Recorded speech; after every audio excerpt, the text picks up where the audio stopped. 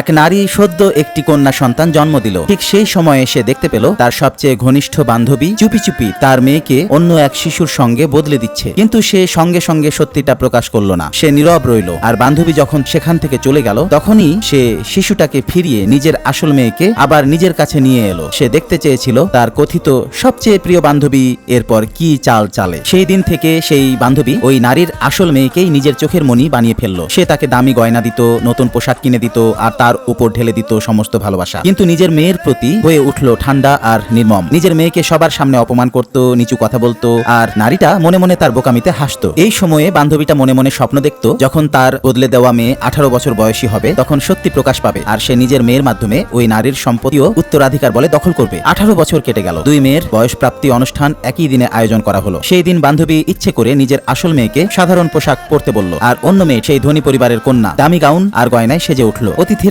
হাসলো। সাধারণ পোশাক পরা মেয়েটিকে অনেক ঠাট্টা বিদ্রুপ করা হলো। বলা হলো, দেখো কি গ্রাম্য মেয়ে, কি নিচু মানসিকতা। বান্ধবী মনে মনে খুশি হলো, ভাবলো তার স্বপ্ন অবশেষে পূরণ হতে চলেছে। তার ভাইও শুধু সেই ধনী মেয়েটি উপহার দিল, নিজের ভাগ্নিকে তুচ্ছ করলো। বান্ধবী নিজের মেয়ের বাঁধা হাতের দিকেও তাকালো না, কিন্তু ধনী মেয়ের আঙুলে হালকা একটা আঁচড় দেখে ঘাবড়ে গেল এবং সবার সামনে সেই নারীর দিকে আঙুল তুলে বলল, তুই নিজের মেয়ের ঠিক মতো যত্ন নিতে পারিস না। নারী শুধু হেসে রইল। সে জানতো সত্যের মুহূর্ত আর দূরে নয়। কিছুক্ষণ পর সে মঞ্চে উঠে ঘোষণা করলো, আজ থেকে আমি আমার কোম্পানি আমার মেয়ের হাতে তুলে দিচ্ছি। এই কথা শুনেই বান্ধবী আনন্দে লাফিয়ে উঠল। ভাবলো তার চাল অবশেষে সফল হয়েছে। সে দৌড়ে মঞ্চে উঠে চিৎকার করে বলল, আসলে 18 বছর আগে নার্সের ভুলে আমাদের বাচ্চারা বদল হয়ে গিয়েছিল। এই ধনী মেয়েটাই আমার আসল মেয়ে। অতিথিরা স্তব্ধ হয়ে গেল। নারী শান্ত স্বরে বলল, ডিএনএ টেস্ট ছাড়া তোর কথার কোনো প্রমাণ নাই। ঠিক তখনই বান্ধবীর ভাই ডিএনএ রিপোর্ট নিয়ে এলো। বান্ধবী আত্মবিশ্বাসের হাসি নিয়ে রিপোর্টটা ধরলো, কিন্তু ফলাফল দেখেই তার মুখ ফ্যাকাশে হয়ে গেল। রিপোর্টে স্পষ্ট লেখা আছে, ধনী মেয়েটির সঙ্গে তার কোনো রক্তের সম্পর্ক নেই। ঠিক তখনই নারী সামনে এসে পুরো সত্য প্রকাশ করলো, কিভাবে সে 18 বছর আগে নিজের মেয়েকে আবার বদলে নিয়েছিল। বান্ধবী তখন নিজের প্রকৃত মেয়ের দিকে তাকালো, যাকে সে বছরের পর বছর অপমান আর অবহেলা করেছে, আর চোখ বেয়ে নেমে এলো অশ্রুধারা।